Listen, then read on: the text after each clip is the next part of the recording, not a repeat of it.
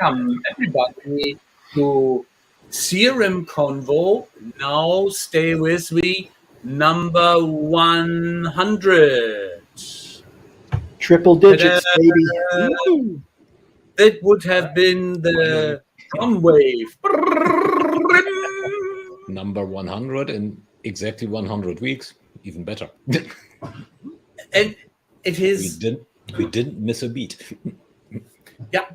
And no vacation miss outs or any stops or any best of.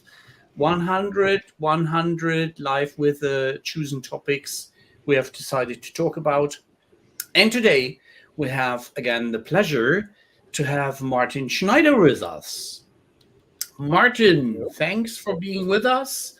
And thank you that you give us a brief recap on your lately run summit on SupportLogic and some views we would like to exchange on, and that you brought with you a nice, let's say, very special topic, such as how important support experience will be. One of my favorite games, which is called Make or Break. And support experience can be the make or break decision for a customer experience, for staying loyal to your to product, service, organization, or whatsoever. And I would like you to step on and tell a bit about your background, about your famous past with some sweet CRM supporters, and how you came to SupportLogic. Sure. Well, thanks, guys, as always, for having me, and congratulations on 100 episodes. It's amazing, right? It's awesome. In 100 weeks, I don't think I've done anything. You may invite us to a couple of beers. Yeah, exactly. So awesome stuff. But thanks, guys. About me, awesome. Martin Schneider. I've been in the CRM industry both as well, actually not both, because of three different things. As a journalist first with CRM Magazine, and then went on with 451 Research as an analyst covering the CRM space, then moved over to the vendor side, primarily with Sugar CRM. Spent a long time, about a combined 12, 13 years there, helping build that, put them on the map, and build them out as kind of an open source project into the into the contender that they were. And once I really saw the writing on the wall for what AI and ML could really do for the world. And one of the things that really interests me about the future of AI and ML is kind of what I would call kind of purpose-built solutions. There are platforms out there that are AI platforms, and you can do a lot of things with them. But what do they do well? Well, that's can possibly a question mark, because they do well what you do well with them. Where we're going out there looking at support, and like I said, we'll talk about why it's so important to be investing and focusing on your support experience. But building something that does what it says it does, kind of really quickly. I know it's an interesting concept, because there's tremendous value in products and platforms like CRM. Hey, you're diminishing the value of marketing right now. You can't do that. No, but being able to market to an actual use case that is an absolute pain felt, and having a direct solution for it has been amazing over the last year. Right? So it's really being able to just get right to it and say, look, as customer escalations creep up on you. If you could predict them, you'd be in a lot better shape, right? Customer churn is hard to analyze with the tools we have today. We can use predictive technology to understand much earlier in the life cycle when a customer might not be happy, especially in the subscription and retention economy that we live in today. All the better, right? So being able to speak to those issues, especially in the world that we're in now, because as an analyst and even as someone on the vendor technology side, you think everybody's already where you've been looking at. You think, everyone's already on the subscription side of things, the SaaS side of things, cloud side of things. But there's still a lot of companies inside and outside of tech who are still making that conversion to the subscription, to the everything as a service economy. And they need help, and they need help on a number of fronts. And one of the things that we saw kind of get left behind was how people thought of support, because it's still built around a we built a product, we sold it, and then sometimes people have issues with it, and then they come to us. So very reactive, break fix, whatever you want to call it. And that needs to change because it's almost like it's in the name, right? As a service, right? The manufacturers are now the providers, right? And that's because of the cloud and blah, blah, blah. But that, that whole model, you need to have continuous and proactive and predictive support because, we're also building customer success teams because we have subscription now, right? And so it's not just the sales guy who's really great at closing the deal and then he kind of goes away, right? Let's continue with two statements, Martin. I want to jump in. The first is, I'm very grateful that you are not like on your shirt is saying whisperer, but you speak up for your case and cause. Just is fantastic. And you said two things. The one was predict churn, which I believe is a very, very important thing, and to get these indicators early enough to be better, then you do not diminish marketing, but you help the marketing chaps to do a better job because they can address in the right channels and the right attitude. The other is that you made the hint that it is quite interesting to see how many people are still in the old world or in some hybrid environment, and how to convince them to step forward. And then to see into, which you did not mention, but I would like to mention, the support arena in the area, not only predicting some stuff and analyzing information, but to get this knowledge also not into only marketing and sales, but also in the service team, that the field service people and the guys and girls, to be very correct, in the help desk can profit from these learnings. Could you give us? Yeah, I mean, for forever, right? There's been amazing amounts of insights, of requests, feature requests, things like that. Understanding product usage, onboarding, and adoption. Like I said, services and success teams can learn from. Like I said, what do people really want in the product? Because sometimes, even as an aside in a conversation, in an email, in a chat, said, "Well, it'd be really nice if it did this," and that just gets lost, right? Because people either aren't saving those things, or they're putting them in as an attachment, in a note, in a sub panel, in a record in their CRM. That the relational database reporting tools can't even find if they wanted to, right? So being able to extract that and extract those signals and those insights and take action on them, that's the beauty of even what we do at SupportLogic is, our value accrues absolutely to support and support managers and the executives in support, because they optimize their operations, they become more proactive, more predictive. But the signals that we extract can really provide value to, like you said, product teams, engineering teams, marketing teams, product marketing teams, to really understand not just the voice of the customer from like a sentiment perspective, but also learn, what do they want to see in the product? Where are they falling down on adoption? Is the upgrade process and policy not ideal, right? There are things around that. How are you doing your patches and bugs and fixes and things like that? Learning about all those things that usually just gets lost in that, miasma of unstructured text that's just an attachment after attachment.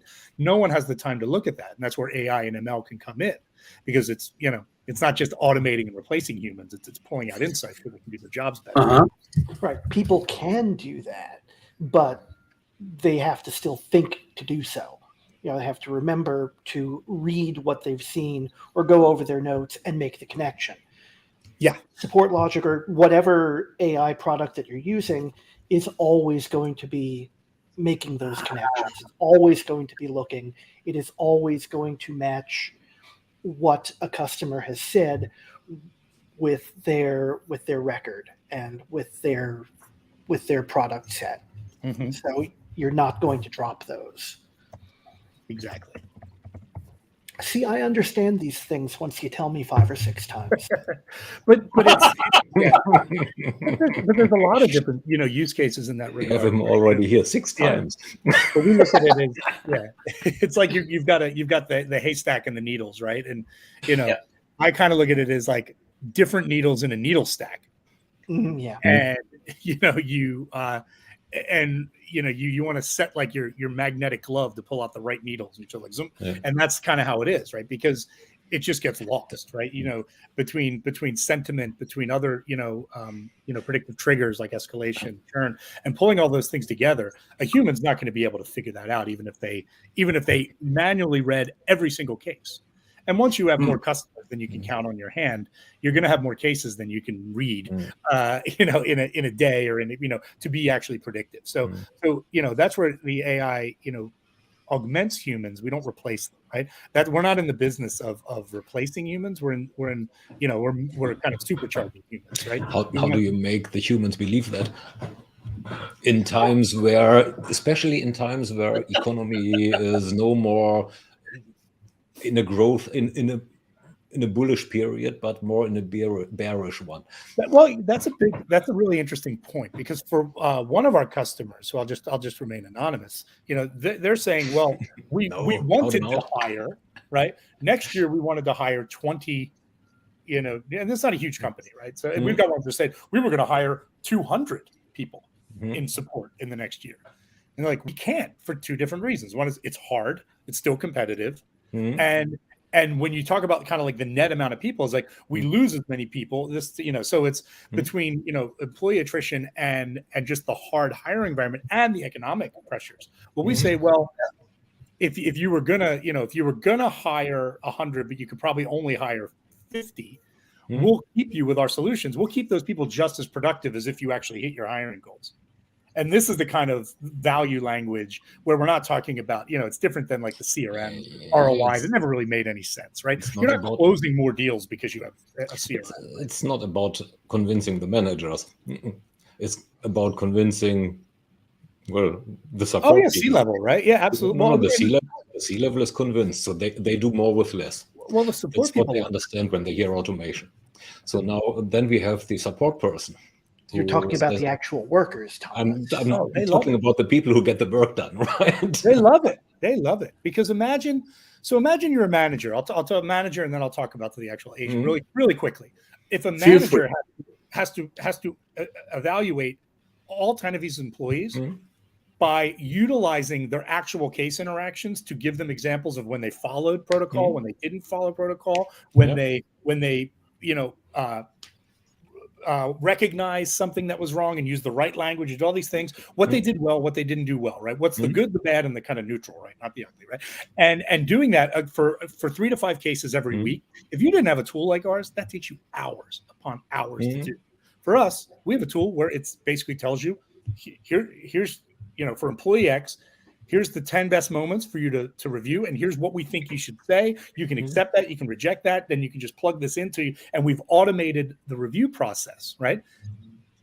The manager loves that. And like I said, and doing backlog management, they got to look and figure out the entire backlog and then do it by agent. If I can go and do filters that you just can't do in a CRM system, saying like, well, how many had less than 10 interactions over the last month? How many is the sentiment score high or very low? Because I want to know my extremes and where I should be looking at, and when should I close these cases? Which ones need to actually be, maybe even not escalated, but get some attention, right? What is the attention score? Things like that. If I can do that in seconds rather than hours, the managers, they're sold. That's easy. Now for the agent, it's the same idea. Like if I can optimize my backlog, right? If we can use routing tools that go beyond skills-based routing and go beyond round robin and all that to actually match the right case with the right agent.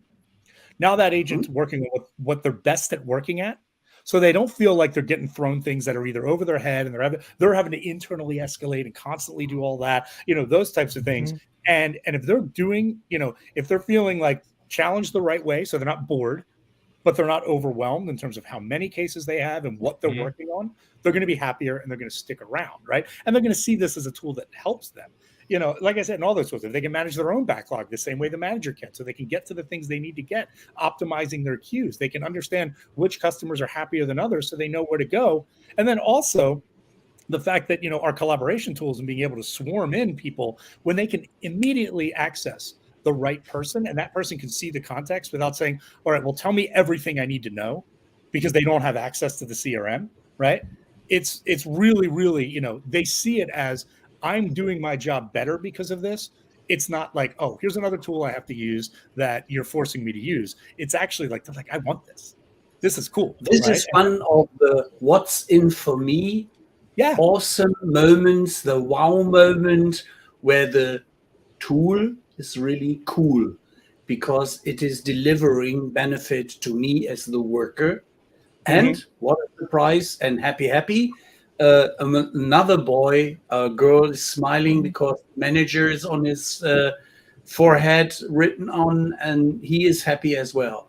Now, if we take that one forward, so you focus on intelligent analyzing support and sentiment. So you can go through hundreds of support tickets, for instance. Hundreds of thousands. Okay. Hundreds is probably not enough for an AI. Thousands, for instance, visit reports as well. Would that be possible as well? Could be anything, right? So anything, we're specializing in the unstructured data, right? And as well as the metadata, because we do want to combine that. So like you said, like if a field service or field support team, whatever you call it, writes notes that get pulled back into the CRM or ServiceNow or whatever it is, Service Max, whatever they might be using, we could eventually, we don't integrate with everything today. Just to be clear, we stick to the big ones, right? That people are using in their support centers, the service clouds, the Zendesks, things like that, Dynamics, Freshdesk, things like that. But if they were using that, we could absolutely analyze all that unstructured text. That is very important because people are very in the hype of analyzing NPS, customer satisfaction, customer effort indexes, and always the customer has to work on extra. Now, there would be some magic in your solution, such as you can do it, but we could do it for you. No, of course. And that's the whole idea, right? Is we look at ourselves as kind of more the true voice of the customer because it's their actual voice. They're asking us for something on their own volition. They're I love it.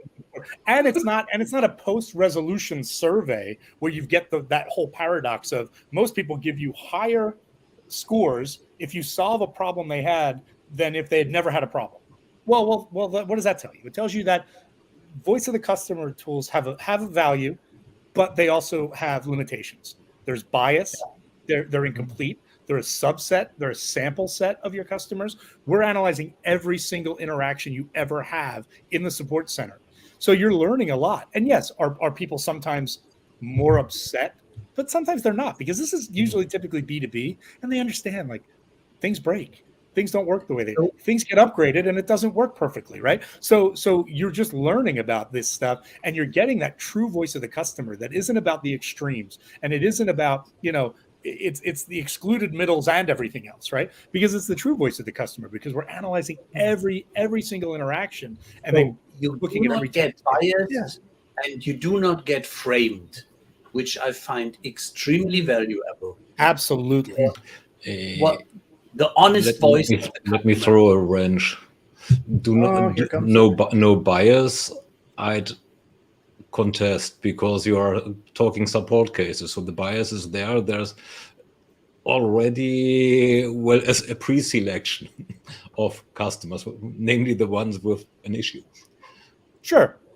But in B2B and in the world of we were talking about product-led growth and all these types of things. Like we have customers who they do support tickets before the person's even a customer, because you have people trialing the product, you have people learning about the product. And that's the whole thing. Support needs to be rethought, because Thomas, the way you're saying it, you're thinking in this old reactive mode, right? Of course, where, it's people coming to you only when they have a problem, versus continuous proactive support is saying, hey, let's go out and say, look, we're doing this upgrade.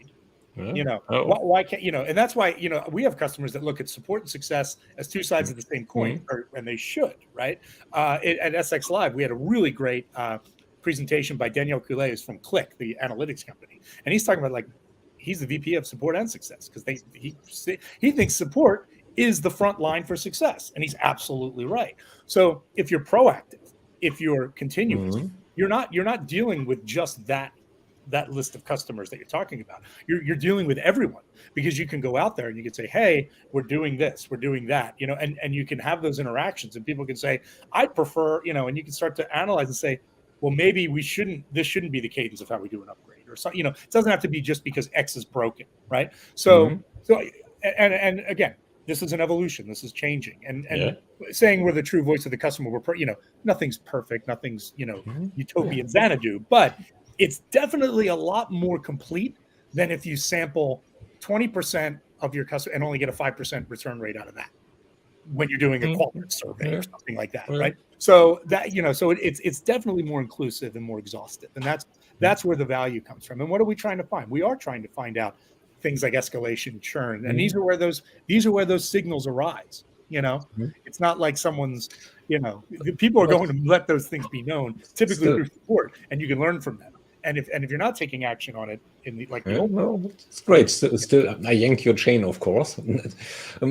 But still, let's come back to the topic of bias. Yeah. So which is an extremely important topic when it comes to machine learning. How do you make sure that what is the input to your system is not biased? You mean like innate bias from the people who by do the initial programming of the intelligence? By the programming, the programming you to some extent can get out, but by the mere selection, it's not by the mere choice of those people who happen to interact. So are you perfectly sure that this group of people is an unbiased sample? Well, I mean, these are the people that interact with support. So these are, that's just open. But what I would say in terms of being as unbiased as possible is the usage that we use, and we actually talked about this before we went live.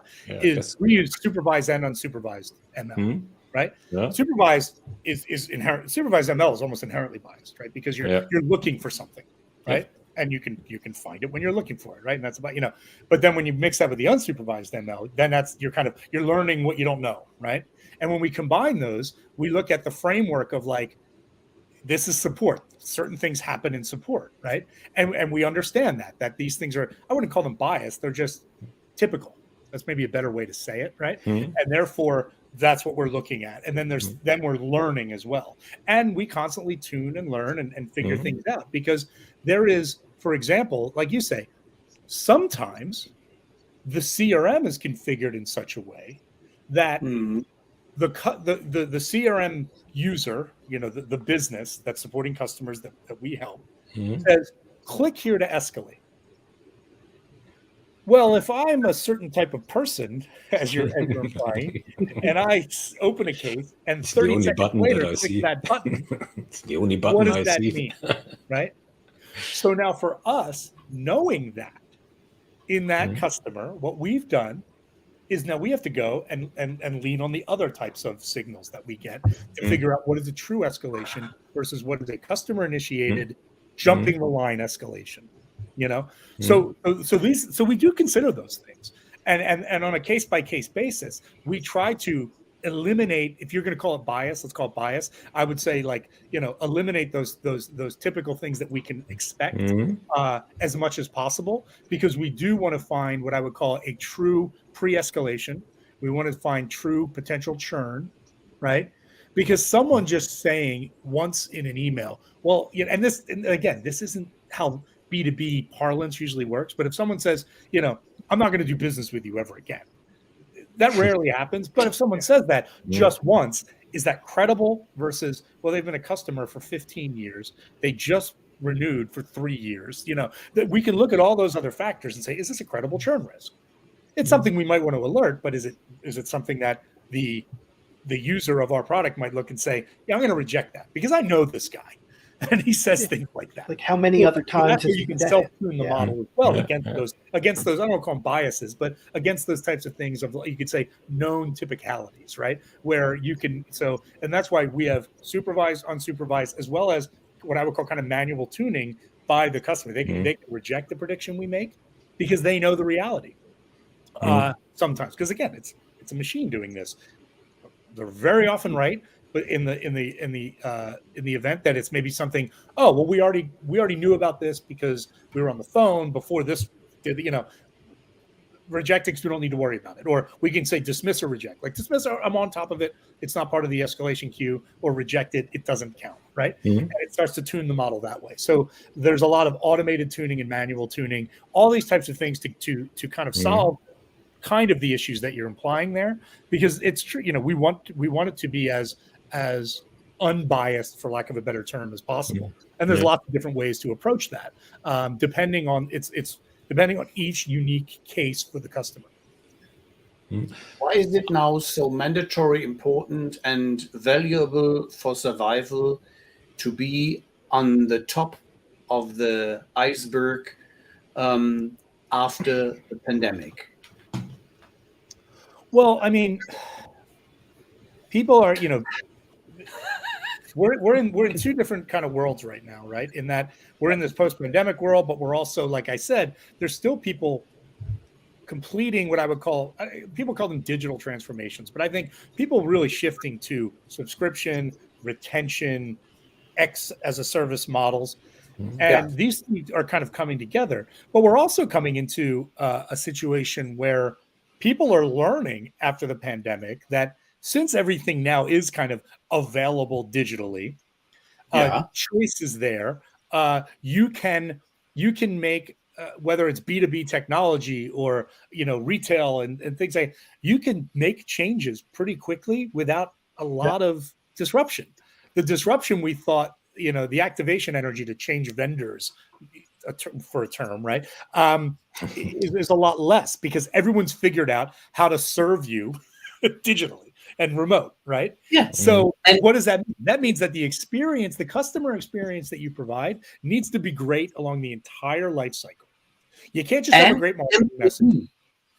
The employee experience, you just gave the hint that it is not only quick to leave your favorite former deliverer of solution or products, but it is easy for you.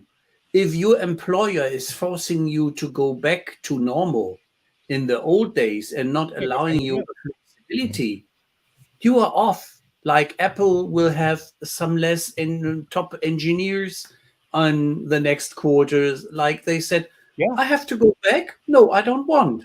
Yeah. So it's not resignation, but it is a new step in information and being better informed and better aware where somebody else is more appreciating your work and is offering you a new normal perspective, or let's call it a digital flexible perspective. I like that better than the new normal. Yeah, and the way we see it is, if I'm in support and I'm able to be remote and I can utilize technologies like this to be more successful, to be more productive, to just be better at my job, and someone's offering you, similar pay, similar benefits, and cool tools like we have versus someone who's not, we're going to pick that, right? I would think so. It's all the way down to the agents, the people that interact with our product, they love it because we're solving a need. We're not just we're not an albatross around the neck saying enter data to this. The only time you enter data to stuff is if you want to. You don't have to, right? It's all about giving more than you put in, getting back more than you put in, and that's the thing, right? So there's all this kind of transformation happening in the post-pandemic world, and companies, again, they need to provide a customer experience. And they need to invest in support because it's a big part of the customer experience, especially inside B2B, right? And that support is kind of it was like the last to get overhauled, but it's starting to get overhauled. When we first thought up our SX Live event, we're like, okay, we're going to do this virtual event. We're gonna, we'll plan it in a couple months. Maybe we'll get a few hundred people to show up. It'll be like an Uber webinar, and we've had thousands of people come. Because they, because everybody's thinking about this, because they're thinking, well, what's the long tail? What's happening here? So how do I combat this for like the company? How do I combat this for my employees? Because employee experience is getting more and more attention because again, it's the reshuffling, it's the migration, it's the resignation, it's all those things. How do you combat that? And how do you stand out? How do you have a differentiated experience for your customers? By having a better experience for your employees. Now we have three: the support experience, the customer experience, the employee experience. Yeah. And this is a fantastic trio. Huh? Yeah. A triumvirate, you could say. Absolutely. And we believe that support experience is truly a category. Is it related to customer experience? Absolutely. Is it related to employee experience? Absolutely. But it is a category in its own right. And it's not just everything we do. We're not that kind of company that's trying to define a category so we can be like the only people in it and therefore the winner, right? No, we believe support experience is broader. And that's why when you looked at our SX Live event, it had people that you could consider we compete with, or at least we'll at least compete for share of wallet with inside a deal or something. Yes. And we had people that we have nothing, we don't do what they do, the Zendesk of the world, and things like that. Let's elaborate a little on the own category. What is in support experience that is not part of customer experience? Yeah, I was going to ask, what in your mind does that category look like? Well, I think it's again, it's where the employee experience and the customer experience almost kind of come together, to Ralph's point, because there's things like is an agent optimization tool that's based on like sentiment analysis and real time. You typically use in B2C, like those types of tools that go out there and tell the agent like, hey, this guy's mad, just waive the fee, right? And it starts to do smart AI based recommendations in real time, right? Those are really cool things. We don't do that. We don't really primarily serve B2C, but I think that's part of support experience, right? And I think that isn't necessarily like, that's more employee experience than it is customer experience, but they're definitely related. Right. So they improve the CX and they absolutely improve the EX, but they're part of a support experience initiative. Mm-hmm. Right. And that's the whole thing is like, if you're like your support experience initiative isn't just buying us. Right. If you're a certain kind of company, it might be if you're a certain kind of company, but other companies might want to do voice of the customer. They might want to do self-service using a Coveo or something like an awesome tool like that. Right. Mm-hmm. And mixing that, knowledge base and self-service with the human assisted side of things. Right. That's integrated with your Service Cloud. Right. And then they might want to do those agent optimization because they do email, chat, and phone. And when the people on the phone, they want them to be at their best. Right. And they want to monitor and record these things. We don't necessarily do that. Right. For the phone. So there's all these, the variants and the all this stuff. So, you're going to have a multi-vendor approach in your SX strategy, your support experience strategy, just like you have a multi-vendor approach to your CX strategy, because nobody does it all, right? Like Salesforce, for example, comes really, really close, but they don't do everything across EX, SX, and CX, right? They're pretty close on the CX side of things, right? But that's the whole thing is, you're going to make investments and you're going to fit the best use case to the best provider and that kind of thing. And since we're so young a category, there hasn't been really any consolidation or anything yet. Mm-hmm. So to get that, voice of customer, maybe even some different types of text analytics or certain things like that, you might be using one to do the self-service. Like I said, you're using a Coveo or something like that. To be doing the agent optimization, you might be, using like a Unifor or, something like that, or a Observe, maybe even Gong if they start moving into that world, right? And then for the actual like analyzing the unstructured text, doing the escalation prediction, backlog management, churn analysis, and the agent engagement and evaluation, you'd be using someone like us, right? So that's, I don't think anybody does all of those things together, but that's the kind of thing. So I think people will be doing, it's a category. It's truly a category. I mean, there's a lot of vendors kind of swirling around in the space, and they're doing different things. They're solving different problems. And I think the more we agree upon the fact that, hey, here's our swim lanes inside this category, and we come together. I'd like to have people that think we're, even more competitors, that we don't really compete when you actually get down to the proper use cases that we address best, speaking and presenting and bringing their customers to the SX Live next year. Because this is, I think we're starting something here. And the fact that we had such a great response with just a few weeks of kind of planning, not just great response in terms of the people who attended, but getting, executives at SAP, Zendesk, ServiceNow, Salesforce, these types of people, Meta, customer at Meta, the type of people that showed up just shows that this is top of mind. It's about time. And it's really exciting to see that movement starting to happen. And I think by this time next year, hopefully SX Live is even bigger, like I said, and we're building a community that involves people that people today would look at us as competitors, but I don't think we are.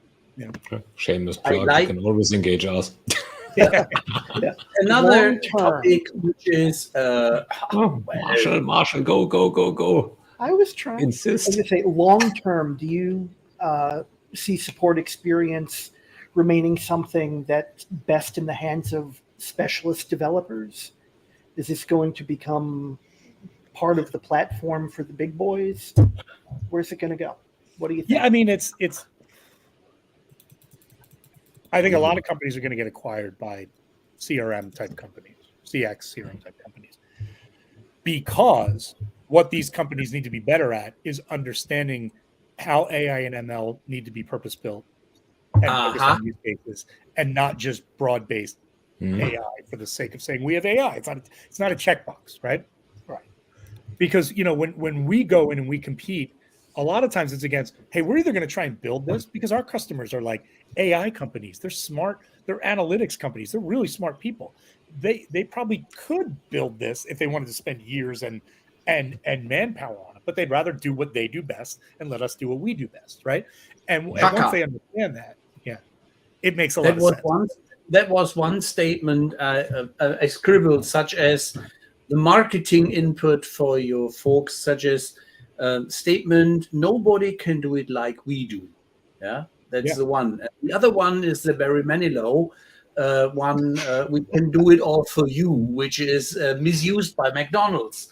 Yeah, but the interesting aspect is that co-opetition, working together for a better cause in the service arena, will be one of the solutions. So if somebody is really seeing the light, he is going to pay a fortune for you. That's one. Blues Brothers. Oh, Blues Brothers. Yes, Chicago. That's it. There was a need to mention the Blues Brothers. Absolutely. I see there is a lot of improvement opportunity for the sugars and the others if they are fast adapters of your technology and you are getting a part of their solution stack for the benefit of customers, employees, and supporters. Yeah, I mean, well, certain companies are doing a better job of laying the groundwork for what we can do, right? Because when you look at, like, one of the unique things about Sugar is, they've been trying, and I think they're almost done doing it, is creating like a CDP underneath the products that they've purchased and owned over time, right? Yeah, and when you think about that, our value can accrue even higher on something like that, because now you're saying, okay, well, it's not just support data, Thomas. It's not just it's understanding and marrying all of the textual and unstructured interactions around that, and it's really there's can be some huge value because we're actually understanding the entire life cycle and understanding potential escalations and things that need to be addressed could be coming from different facets and different applications might be driving that, right? So yeah, I mean, I absolutely think so. But I also think, when even inside the SX category, right, the support experience category, we should be and could be going to market with more of the people, like I said, people might think we compete with them today. But like you look at self-service, like I said, I mentioned Coveo because I think they're great, but like we should be going to market with them, because how do we help the agents more? Giving them contextual insights, right, around answers, right? We don't do that today because we don't, that's not what we've built yet. We're focusing on escalations, churn, and sentiment, and early warning, and things like that around the operations. But having an awesome self-service combined with really cool AI stuff, that's a 1-2 punch, and that's the kind of stuff that you really. Why aren't we going to market? That's the bandwidth thing, right? But those are the types of things where oh, okay, well, you're doing phone and email. Well, we nail the textual stuff. And then historically we can start to analyze the phone stuff once they're transcripts. But if Observe is doing it in real time for the B2C side of it, especially if you're blended and we're doing the B2B or just the email stuff, like I said, there's definite ways we should be cooperating rather than just competing, right? And that's That's absolutely what we want to do better.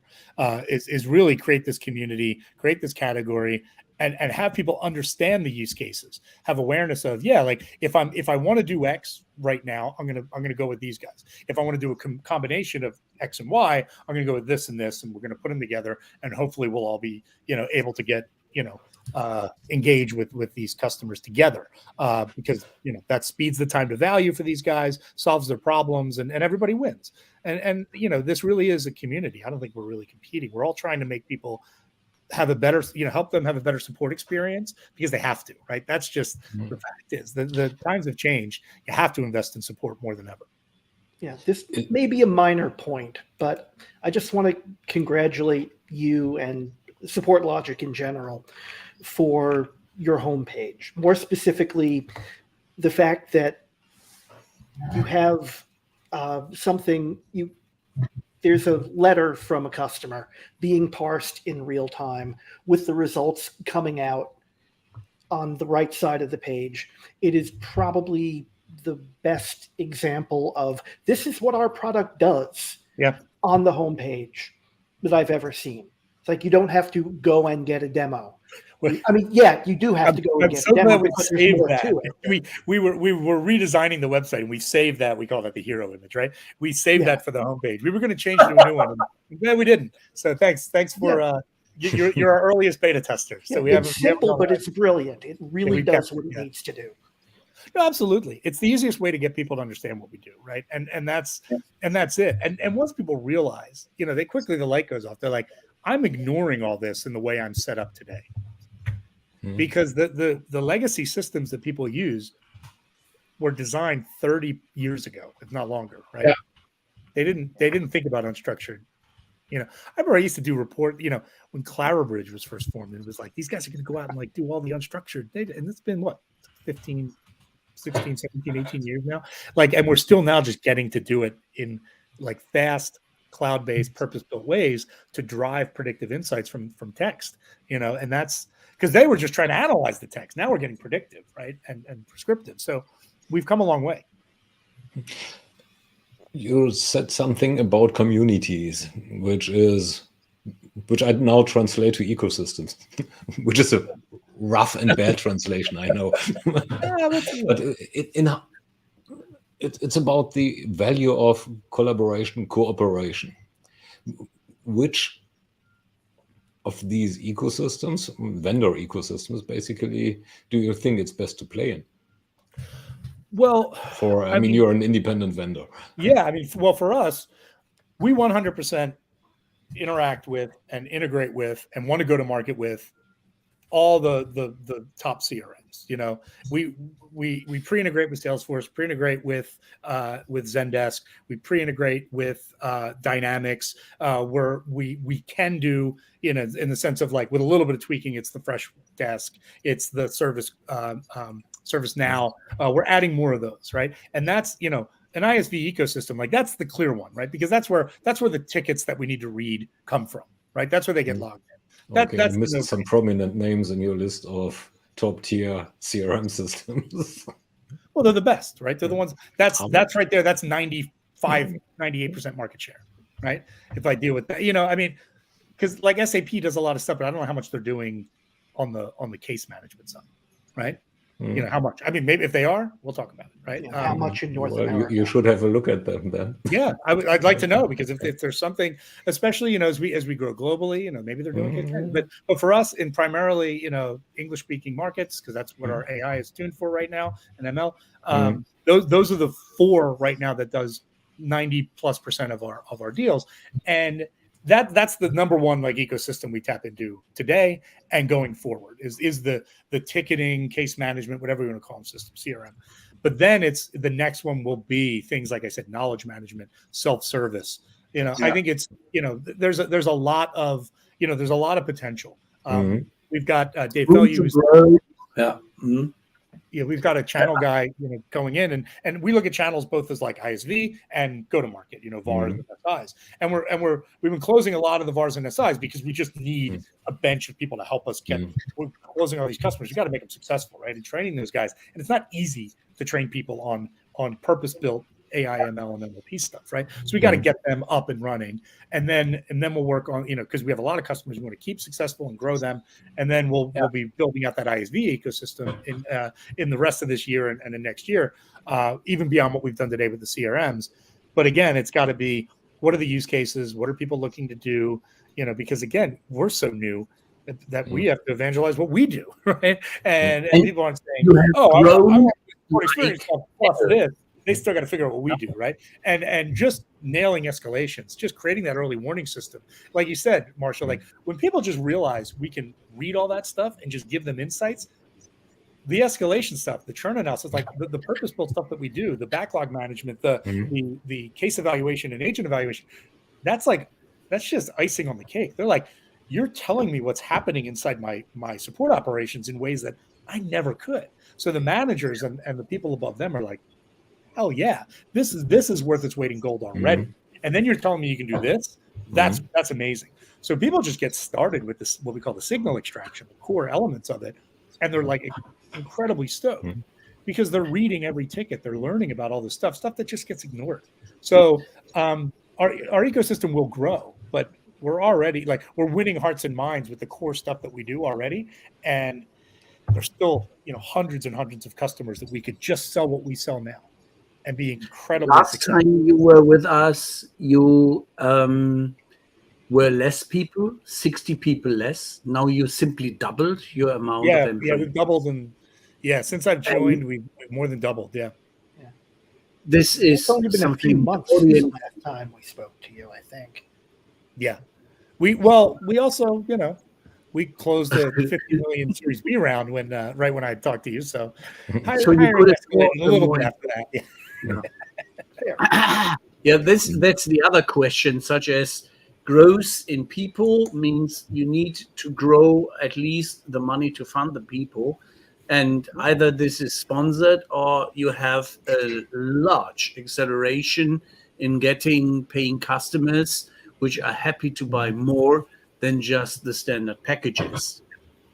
And that growth path has to go in several directions. And I'm grateful that you mentioned that there are areas which are not on the first hand support areas, but knowledge level and knowledge management and self-service, because what we found out is that you do have some caveats with some foreign languages, such as my German, Austrian, Swiss German, such as it's ideal for those organizations which are in English-speaking territory and want to improve, if I understood it right.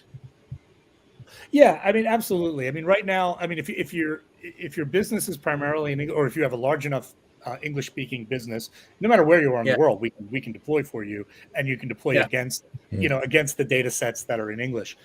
We will add languages, which will absolutely just explode growth because it just opens up markets like that. Especially, it's like once you have all the other purpose-built stuff, and then you just change the language or add the language, that's going to be huge. The other thing is data sources. I mean, today we're primarily focused on the textual attachments inside the case, but once we do direct in from chats, customer Slack channels, things like that, that's going to blow up because we can charge them kind of volume basing there. So there's a lot of ways that we're going to grow. People adding more modules, like I said, people start with just the core elements, and then escalation, and then the churn, and the customer sentiment, and then the agent evaluation type stuff. Like there's just lots of ways. And we did 3x revenue year over year from last year versus the year we just closed. We're on path to do that again. I mean, it's fascinating when you're the CRM industry is one that's commoditized, and being there and like clawing for barely double-digit growth, right? And you're killing yourself for that, and you're facing churn rates that are just common in the industry. People change because there's choice, right? For us, zero churn, and we're growing at 240-something% for 3x. So it's a different world, right? So it's the future is bright, right? So we're hiring, and we need to anticipate that, right? Because the biggest thing is making and keeping these customers successful, so that we stay at that incredibly low churn rate. So it's been a lot of fun. You Now, just that you opened. look at your growth roadmap and your product roadmap overlaid over one another and just smile. Oh yeah, it's absolutely. It's and it's weird because we're not some like easy to acquire. This is hard stuff. We're solving hard problems. So and you've got to be tuned. You can start fast with us, but you got to be tuned right to get everything going. And it takes a while, and people have to scrutinize their stuff because there's a lot of data that comes in, infosec, all that kind of stuff. And we're working to make that as streamlined as possible. But so it's not like we're like a Slack where it's like it's just an empty thing. You just start that, and people can just start in an hour. But for that, we're growing incredibly fast, and that's what's amazing me is it's like we think about like how do we accelerate this? It's like we're like how do you it's like it's just more and more companies just coming on board and adding more stuff as they go. It's just been amazing because we're not like a SMB going in and started a couple thousand. I mean, these are big ticket things. This is AI. This is like so it's been amazing that we've been able to grow so fast with pretty complex product, a new category, and being able to evangelize that and to convert and have the customers we do. When you go to our website, you go and look at, we have the biggest names in B2B technology, using our product today. And the people, a lot of customers, we didn't really announce them as customers yet or openly, like a lot of the people that spoke at our SX Live event are using the product and they're, we didn't tout them at that because we wanted it to be a thought leadership and a community event, but, amazing companies believe in us, and that's just awesome. Yeah, you just mentioned InfoSec, which is related to another topic that is dear to us, in particular to Ralph, privacy. You're ingesting a hell of a lot of data, which is partly highly personal. How do you deal with that and the regulations that are emerging and become stricter and stricter around it? Sure. So, I mean, from a security perspective, we're fine. SOC 2. Yeah. We're actually more secure than a lot of like older SaaS products, where everyone gets their own VPC, a Google Virtual Private Cloud, that kind of stuff. Yeah. So we're actually containerized and protected. No commingling of data because it is customer data and things like that. But when you also think about it, is we're also pulling from CRM systems that people already have decided to trust, and we're removed from that. So if you're if you're in our secure environment and you're pulling from data that you already kind of have blessed and trust, you're all right. You know what I mean? So and we're GDPR compliant. We do all that kind of stuff. So it's that type of thing where we absolutely take security and privacy very, very seriously. We call it like security first architecture, that type of thing. And that's, and we walk everybody through that. We got tons of presentations on that, but it's very important to us because, like you said, we are pulling in lots and lots of data, and it's about customers and their interactions. A lot of times, the great thing is it's primarily B2B, so people have opted in and those types of things where they want to get their problem solved and they want to get their problem solved better. So it's not, it's not, we're not marketing type stuff. There's really the outreach is already expected because they've already contacted support. Do you know what I mean? There's already a known, an expected interaction. So we've got that data just to help the people that already know these people make better decisions. And it stays inside there, and we're super secure. So that's all covered for us. That's one of the great things. We don't really worry about that. We have to explain that, of course, as part of the sales process, but it's very well considered, so to speak, in terms of how we build and how we go to market with our customers. Okay, well, now the next step, of course, with what you are generating is feed that into an Emarsys type of system, and all of a sudden you're in marketing again as a source, not as a destination. Well, what I like to think of as what we want to build is less around the marketing side of it, and it's more just benchmarking, right? Because what we want to see is, we ingest this data, we analyze it, we create these predictions, we help people get ahead of predictions, get ahead of churn, engage their employees better so that they retain. And then when we see those, what are the outputs of that? What are the outcomes? Yeah.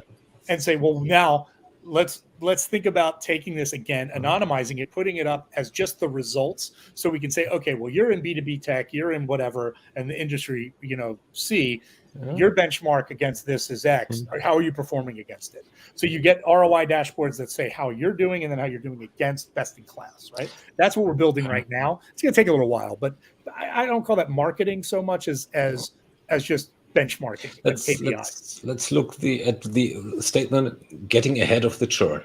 Yeah. So for that, you need to be able to identify that Marshall is less at risk of churning than I am. Yeah. Which is exactly the data that those marketing people want.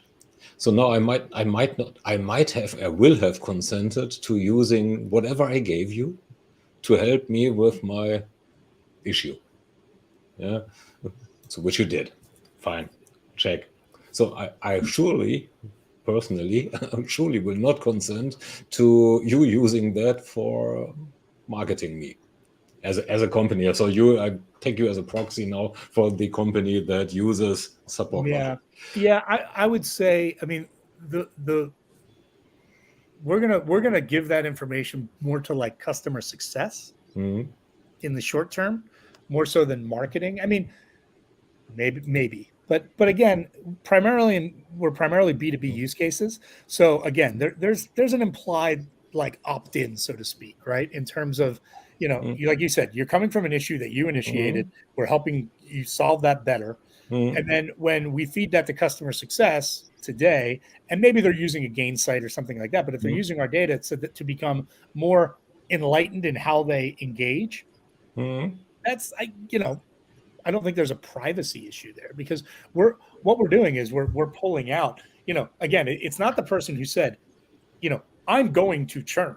That's not what we pull out. We're making predictions based on where the relationship's going, and we're helping people get ahead of that, right? So that's a little different than marketing coming out and saying, hey, it seems like you're unhappy, let me give you X, right? It's more like, hey, as part of our already agreed upon QBR, let's talk about these things. And you seem to be much more, Whereas the difference at that point in time, the customer success team is equal to the sales team, is equal to the service team, is equal to the marketing team. But if we're helping you solve your problem, is that an invasion of privacy from me learning that you're not doing well and trying to fix that? You fixed it. And now we are back to engagement. So we just studied yourself. You're giving it to enlighten customer success. For more enlightened engagement. And at that point in time, I would argue, just for yanking the chain again, that we have a privacy issue. I would say we don't, because again, in a B2B relationship, there's give and get. And I absolutely, if I'm working with any of my vendors that are the MarTech stack that I work with, if they can come to me and say, hey, you could be doing better with this, or this might be this fix or this tweak or this, that, whether it's, and this is the people who do this best win, right? And it's not a privacy thing. If you're telling me, hey, you and I are in a commerce engagement and I'm learning from the actions that you take on my platform, and I can tell you how to be better, I'm going to welcome that with open arms. I don't think that's a privacy issue, especially in the context of B2B. It's essentially help me do better, and I'm going to be happy about it. And if you can do that proactively, before I realize I'm not doing so great, even better, right? And that's the way. It's about continuous proactive interaction. Let's yank one more, the final one actually, because we're at the 1 minute warning now. 5 to 1. That implies or needs a lot of trust. I need to trust you. I need to trust you that you are using this exactly to help me. Well, to my benefit, not to yours. So that yours is basically the consequence, which is not a thinking that is too widespread in businesses, be they B2B or B2C. Yeah, I mean, for us, we have all the privacy and all the security controls and all that. But again, it comes down to, was it controls or trolls? Controls. We've got that covered, and how our customers engage is kind of up to them, right? But again, I think it's if you have the best interest of the customer, you're providing them, with proactive insights on how to be better with you and be more successful. They're never going to balk at that, right? They can say thanks, but no thanks. But I don't think they're ever going to say, hey, you're really pushing in here. trying to make me more successful. How dare you?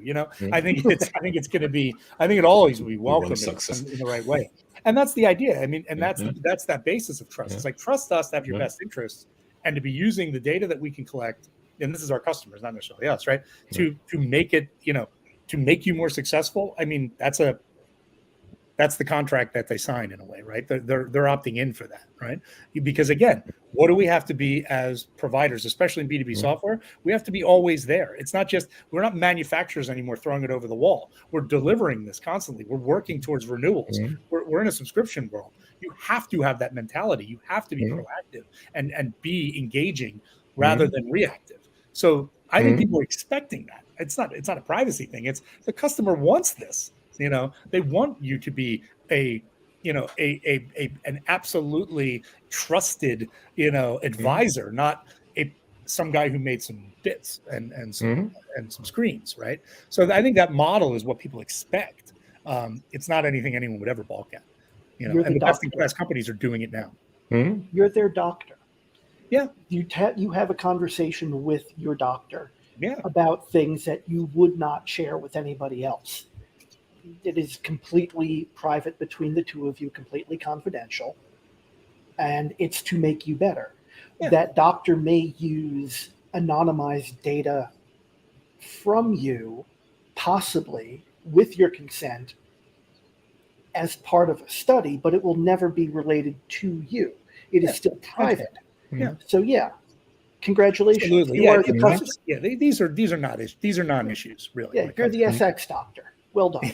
But that's the whole thing. It's like it's kind of like we're doing diagnostics, and then we're sharing the data to a medical cloud so that we can analyze and understand, well, is someone trending towards, is someone becoming symptomatic, right? And that's the whole thing, right? And because, and that's it. I mean, that's how it works. I mean, that's the idea. If we can benchmark people easier and do that, they love it. No one, because it's all anonymized. I hope you have sold your solution already to your Orange County chopper, or who makes your customized chopper you show in your LinkedIn. I make them picture. Myself. I don't. You make them yourself. Oh my God! I saw these. That's for another convo. Yes, absolutely. Wow. Okay, Martin. A famous last sentence. Look, at the end of the day, it's like we said in the title, especially if you're in B2B, anything, your support experience is going to make or break your brand, right? When it comes to land, expand, and retain, which is becoming, these are all critical things, and they all interconnect. Support is becoming critical on each one of those phases. It's changing, right? And you need to change with it. We can help with that, right? And that's the idea. We believe that the support experience is critical to revenue and everything. And it's got to be. It can't be ignored. It cannot be an afterthought. It's not a cost center. It's a revenue center, whether you think about it as one or not. So that's the way the mindset has to change. SX Live and the attention and the enthusiasm around it, I think, prove that to us that mindset is starting to change, which is awesome for us. But if you're not thinking that way, get on board. Either you change or you get changed. One way or the other, right? Yeah. Yeah. Thanks very, very much for being with us. That was, again, a pleasure. Well, thank you, guys. And again, congratulations on 100 episodes. That's really awesome. Thank you. And congratulations on doubling. Yeah, well, it's been a great time, and we're just looking forward to even more great success in the future. And I wish that for you guys too. You're doing great. I can't wait to be back again. I love talking with you guys. Same. Okay. Thanks, then everyone. See you next time. We are going backstage now. Bye. Take care.